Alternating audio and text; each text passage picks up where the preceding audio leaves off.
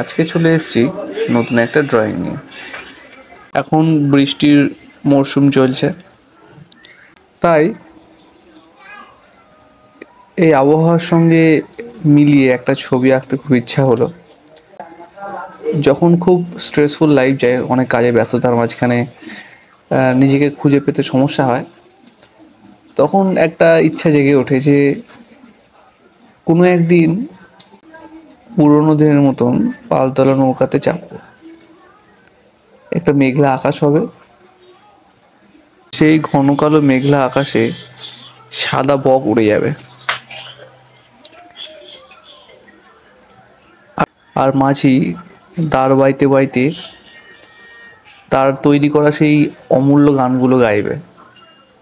ঠাকুমা দাদুদের মুখে শুনেছি যে তাদের সময় নাকি মাঝিরা খুব সুন্দর সুন্দর গান বাদ্য।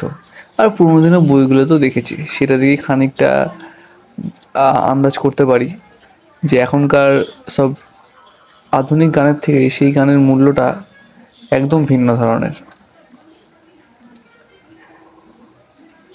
তাই দৃশ্যটা এইভাবে সাজালাম: একটি মেঘলা আকাশ, সাদা বক উড়ে যাচ্ছে, দূর প্রান্তর আবছা ঘন জঙ্গল, আর একটা উন্মুক্ত নদী যেখানে একটা নৌকা, পালতোলা নৌকা যাচ্ছে। সেখানে মাঝি দাঁড় বাইতে বাইতে গান করছে, আর আরেকটি তার সহকারী, সে তাকে সাহায্য করছে দাঁড় বাইতে, যেহেতু আবহাওয়াটা একটু অন্যরকম হয়ে উঠেছে। নৌকার পাশ দিয়েই বয়ে চলেছে কিছু কচুরিপানা, কিছু শালুক। আর এরই মাঝে আমারও ইচ্ছা জাগলো যে আমি যদি নৌকায় থাকতাম আর আবহাওয়া উপভোগ করতাম, আর তার সাথে মাঝি ভাইয়ের গান, কতই না ভালো লাগতো। আর তার সাথে সাদা বকেদের উড়ে যাওয়ার দৃশ্য। ছবিটা আঁকতে আঁকতে খুব ভাবুক হয়ে পড়েছিলাম। এবার প্রসঙ্গে ফিরে আসি। এই যে আঁকাটি করেছি, এটা পুরো পেপার ভিজিয়ে সেই পুরোনো প্রসেস, কিন্তু আজ একটু আবেগে বয়ে গিয়ে, সবসময় তো গ্রামার চলে না, তাই আজকে কি করলাম, রং নিয়ে একটু খেলা করেছি। খুব বেশি বাউন্ডারিজ মানিনি, পুরো পেপারটাকে রং দিয়ে খেলা করেছি ইচ্ছা মতো।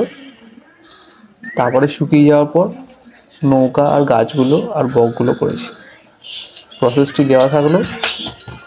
যদি আপনাদের কারোর স্পিড ভিডিওতে সমস্যা হয়, সেটিংসে গিয়ে স্লো করে নেবেন। আর আমার নাম্বার তো দেওয়া রইলই, ছবিটি ট্রাই করে আমাকে হোয়াটসঅ্যাপ করে দিন, আমি যথাযথ ফিডব্যাক দেবো। আর আমার যদি রং করার পদ্ধতি আপনাদের পছন্দ হয়, অবশ্যই লাইক, কমেন্ট, শেয়ার করবেন। ধন্যবাদ।